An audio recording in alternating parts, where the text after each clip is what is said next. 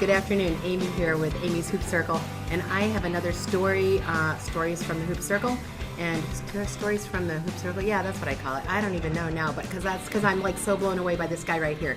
This is Darryl Edwards, and he is from London. From London, England. He told me he was from New Jersey with his accent. I Yeah, thought that was pretty awesome, you right? can tell I've got a New Jersey accent, can't you? Yeah, right. So anyhow, he's here at the Walls Protocol Seminar, and he was crawling around the floor doing this thing called Paleo. What is it? Paleo play? I was going to say primal play, but then I got distracted by the paleo. So I eat a paleo diet, but I move. Okay, so play. I was going to say primal play, and then I looked at his shirt and went, wait, am I calling it the wrong thing? Distraction. Gray hair, man. Gray hair. My maturity gets away from me sometimes. So anyhow, I was asking Darryl some questions this morning, and I just thought I'd share with you. Tell me just a little bit about your primal play and what that's all about. Oh, and by the way, he is a groovy hooper. And we're going to do a little of that before we're gone, because you know I always hoop out with my guests. So tell me what primal play is all about. So primal play is taking our instinct for movement of different types and blending that with something that's really enjoyable and functional and practical. So that's a fusion of we've moved how our ancestors moved, how we were designed, evolved to move, with making sure we can have some fun and enjoyment when it comes to movement, and that's primal play. So for example, we could probably just move our chairs and stay in screen, and we could do that thing where we were playing a tug of war. Yeah. You want to do that real quick? Yeah, let's do it. I realize this is sort of low-tech stuff, but Okay. so here we are. That's so good. Pull. One more. It's going to be tough. It's going to be tough. Good. A little bit lower. Swing. Oh, good. All right, so this is a little bit about what he's been doing with people here, and what's awesome is that it's a lot of fun, and then we start laughing and we're having a good time. Whew, I need to work on that. But that's tension, and pulling on my muscles and having fun. And another one is where he do the hand thing, just kind of, where I have to pay attention, and opposite hands. Quite high. Okay, so we're doing stuff like that, and we're getting a workout, we're having fun, raising endorphins, and just really playing and getting back to what we did as kids. And I always say hooping's kind of like recess, and so I'm watching this guy and I'm thinking, yeah, it's recess all over again. Exactly. And so, and then we also talk about food. So tell me a little bit about paleo there.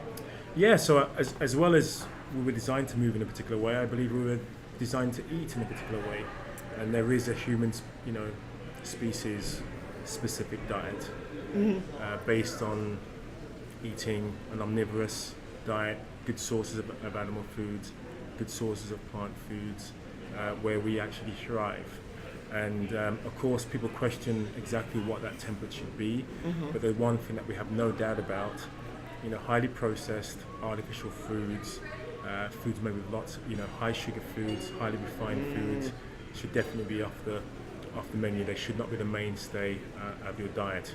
We should be sticking to, mainly organic, good sources of meat, grass-fed beef, wild sources of fish, good. Music to my ears, man. Of fruits and vegetables, some nuts, some seeds, and that's a really good template to look at. I agree. In terms of from the paleo angle, we do remove grains and dairy because those are foods of agriculture rather than foods of our hunter-gatherer, at times as hunter-gatherers. But I find that works really well for me. I've had much better health. My blood pressure dropped. I was no longer anemic. I no longer suffered from issues around cardiovascular risk. So it's like, why wouldn't I continue to eat in this way? So I watch this guy pick people up and throw them over his shoulder, and yet tell us just a little bit about that story you said on the stage when you were a desk jockey. Sitting at a desk, working hard, so many, and 4 computer screens, bringing home the bacon in a big way.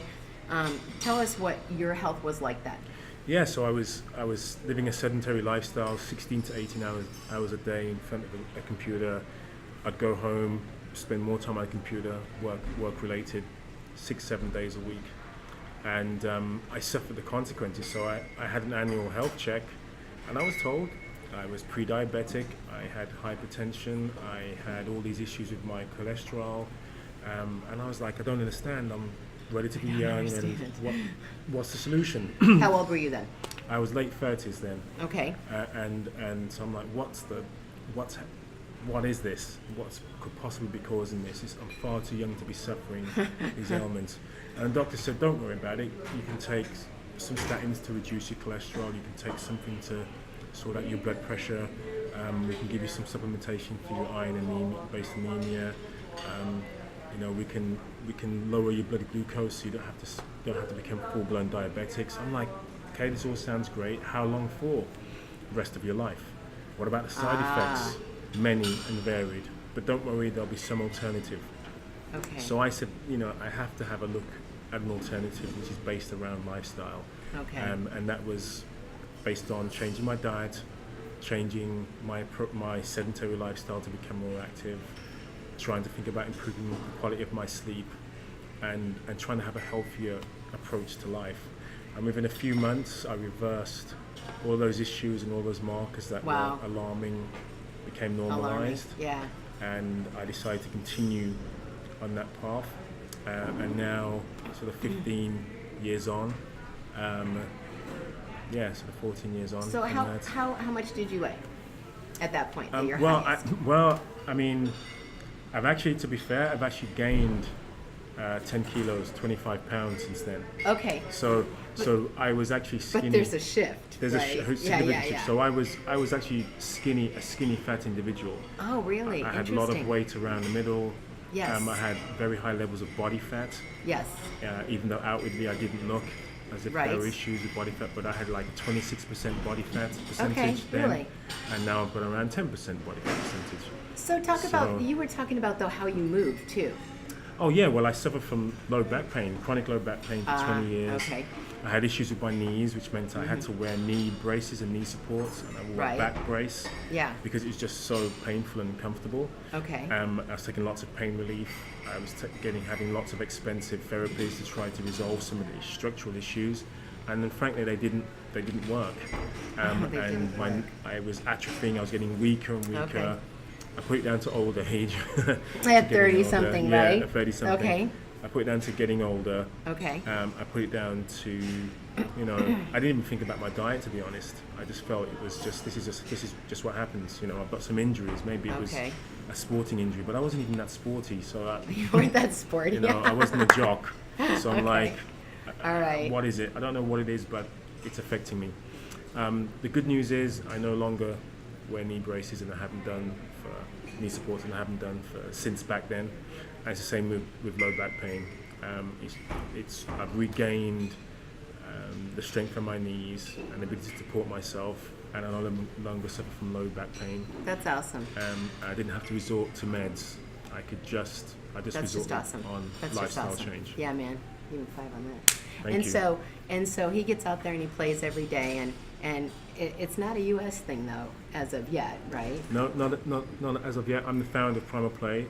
It is coming to the U.S. that I will be training practitioners to become certified in Primal Play. And so, if you want to find out more about Primal Play and what it's all about, playing with the flies. Yeah, there you go. Doing some Primal Play with the flies. But yeah, yes, I'm excited. I've had a great time hula hooping, or trying to hula hoop. He was in on it, like first night he's out there. Can I do this? Can I do this? Sure, you can do this.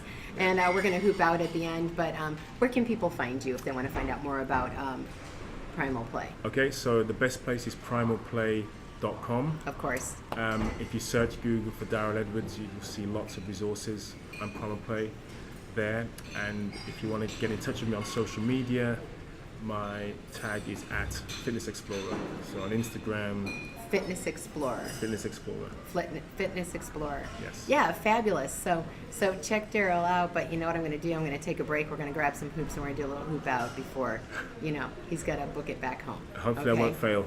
You will not fail. Exactly. It can't. You can't fail, man. Yeah. No way. You can't. It's all fail. education. It's all enjoyment. Yeah, that's whatever right. happens. Whatever happens. Whatever happens. Awesome. Thanks for joining me today. Okay. Bye, everyone.